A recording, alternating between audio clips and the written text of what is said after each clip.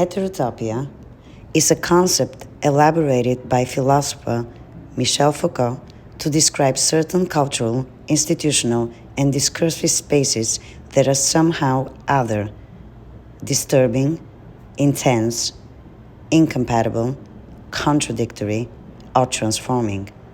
Heterotopias are worlds within worlds, mirroring and yet upsetting what is outside.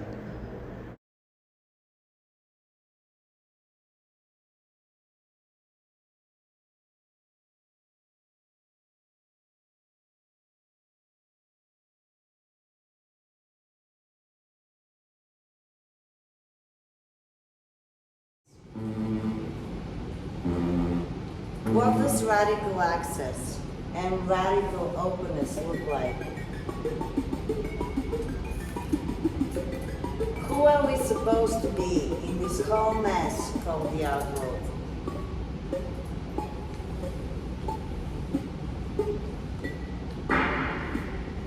Maybe I've been asking the wrong questions.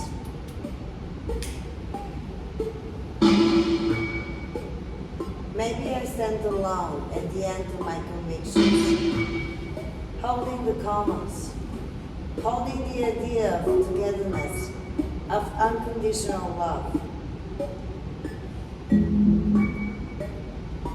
I'm left with holding the space that will never be truly ours.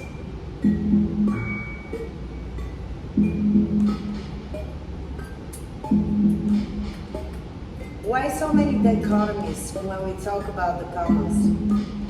I ask why we perceive the intensity of one character transgressive of some norms or spaces for that matter. We talk about space as either sacred or transactional. But where is the space within art for the heterotopic, the profane? There's no space in art left for that, I'm afraid.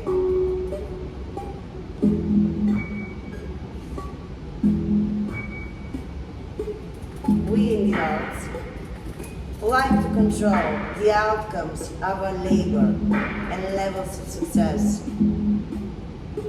Copyrights, estate property, insurance, funding, accounting. These are all systems that support the development of property management that serves one of the most unregulated economies in the world, the arts.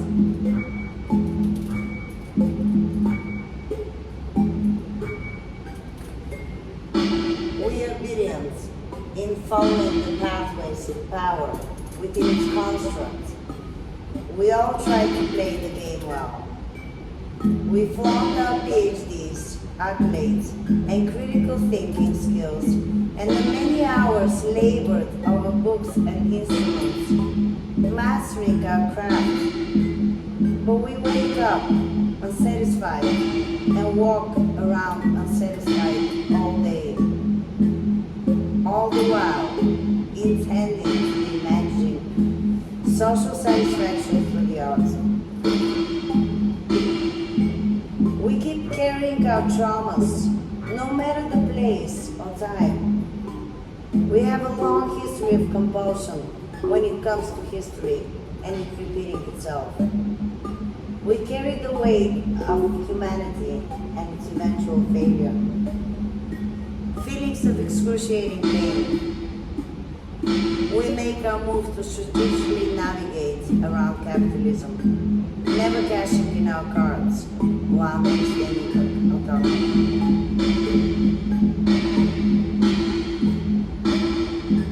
But are we complicit or are we accomplices?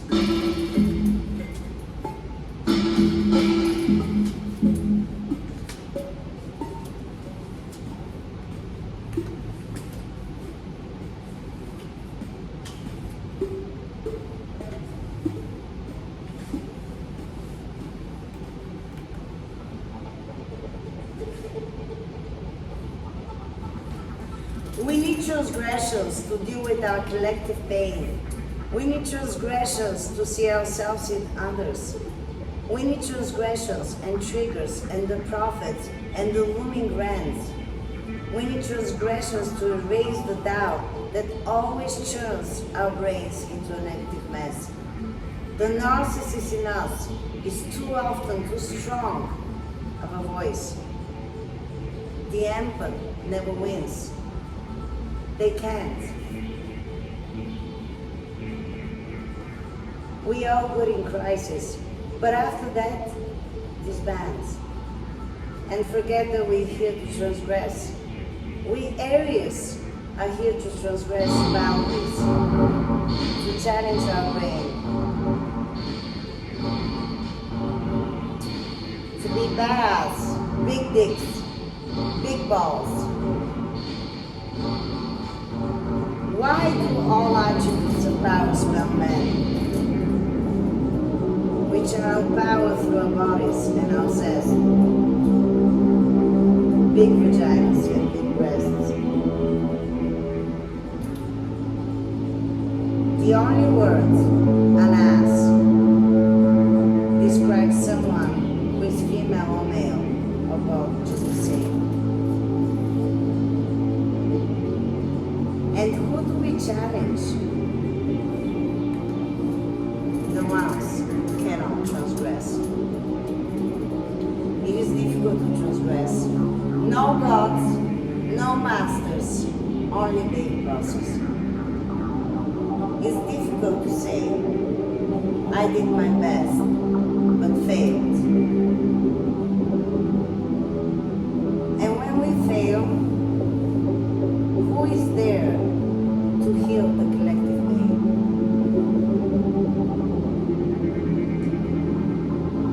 A lot of the ideas of the commons fail. And living with failure is most likely a source of our strength today. Failure is much more likely driving us ahead than the proverbial stories of success. But I transgress.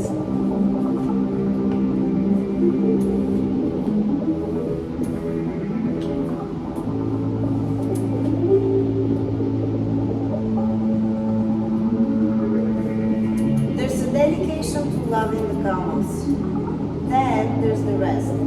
The micro circuits are already established. The ones that do fit, the ones that don't. The ones that don't care and the ones that do. Who else is there? The typical, the known, the alternative at best. The avant-garde. My mother told me that I'm not successful in running car businesses because I'm too avant-garde, and people don't like the avant-garde. She is correct. There is however hope. What if we shove the avant-garde down their necks? Or better yet, don't modify it, right? No.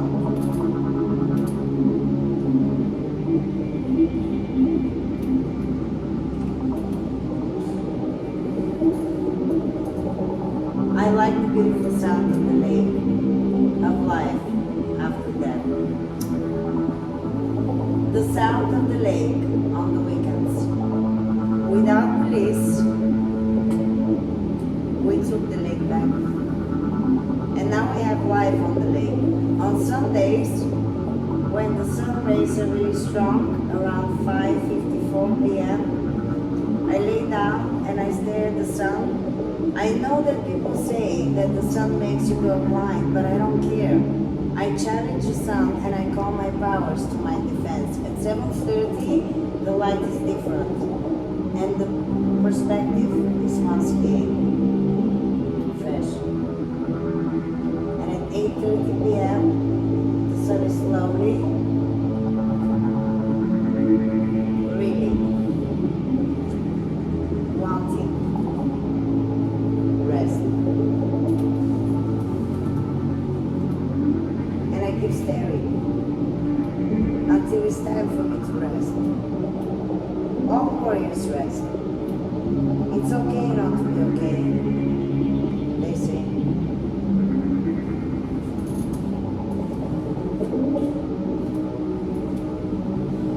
I often think that it's impossible for me to be happy. Once, when I moved here from Bulgaria at age 18, I thought that I would never have friends.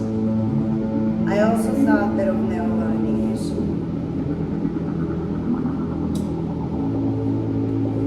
People say I'm intense. People think that I'm a baby boss, but then I show them who I am, and yet they're confused. They're looking for someone else. Also once, I thought that I could be someone else, or change, or remain the same. I failed. The point is that we fail to be humans, now and then. And more often than not, we succeed and build the future. But then whose future? This is a contested ground again. I need to rest. Anger is good. Anger fuels passion. And passion and anger makes for an explosive and revolutionary mixture and content. And also makes for a great foundation for friends and lovers. I must rest. What are the tangible connections between my ideas and the rest? Between what I want to achieve and what the world craves? I must rest. Are we ready to let go of our egos? I don't think so. Because, and maybe because, I still insist on being called baby boss, my IP. That's right, I occupy IP, I occupy space, I occupy too much of it, and I'm fine with that. And my power is my light. And I gladly give it away to those who can handle it and use it for the common great. But those who can't trust, they go away, rebelled. I badly need to rest.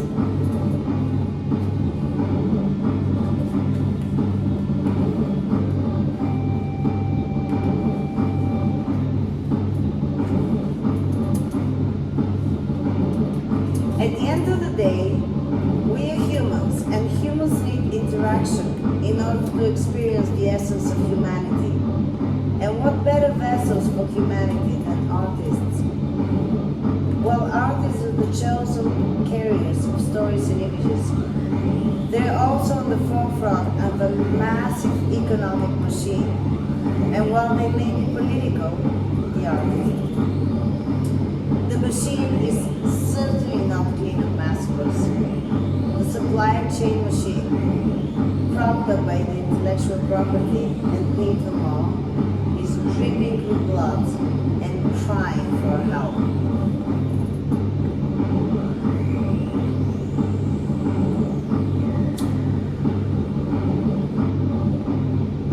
And now we have a different psychological and physical disadvantage because of the pandemic. We used to share utensils, resonance space, art, stories, walks, intimacy, love, sex, friendship, and conflict, and anger, and prayer,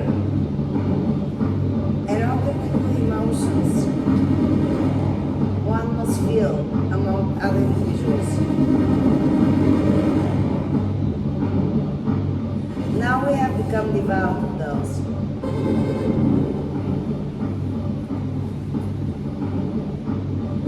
The distance has suddenly illuminated the cracks in the dark matter.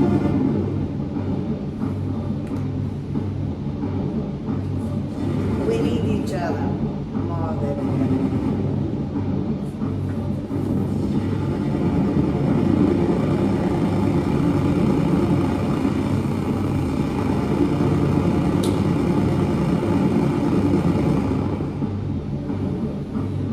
be kind to each other and love each other better.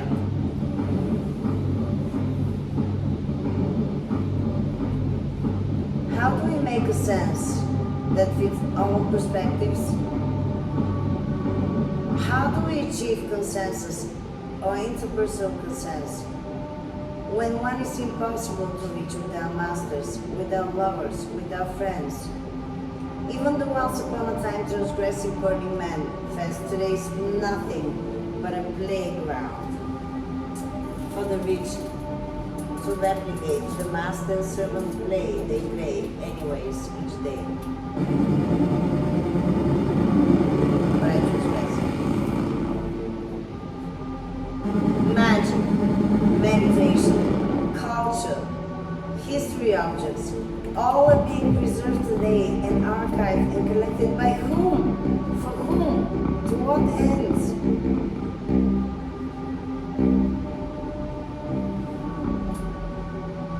The independent art space is gone.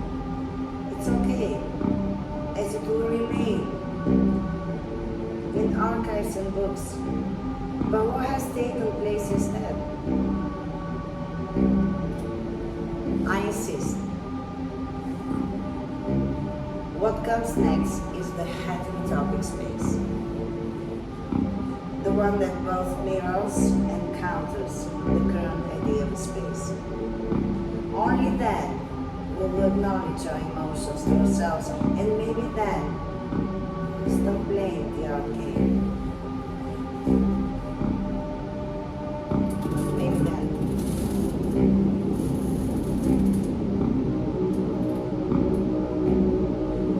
And this is why it's sad to see the couples fail. Much like the perfect lover that sometimes leaves when the affair ends. Those eyes are full of tears because we fail to recognize the real value of transactions, which is the love we give to each other, or the hate, perhaps. What do you do with all the emotions you have not felt yet? You transgress.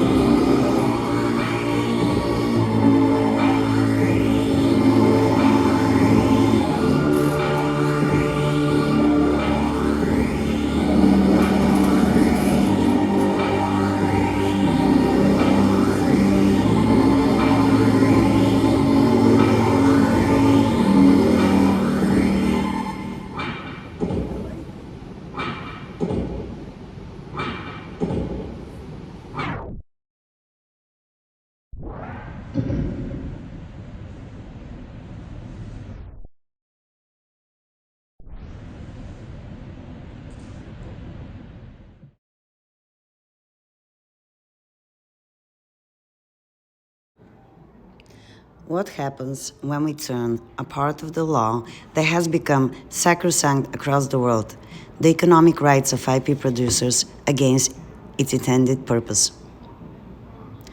What if IP producers reclaim the legal and economic scaffolding surrounding the individual creative works to protect social actions, be in solidarity with workers in supply chains, or highlight the absurdity of maximalist intangible property?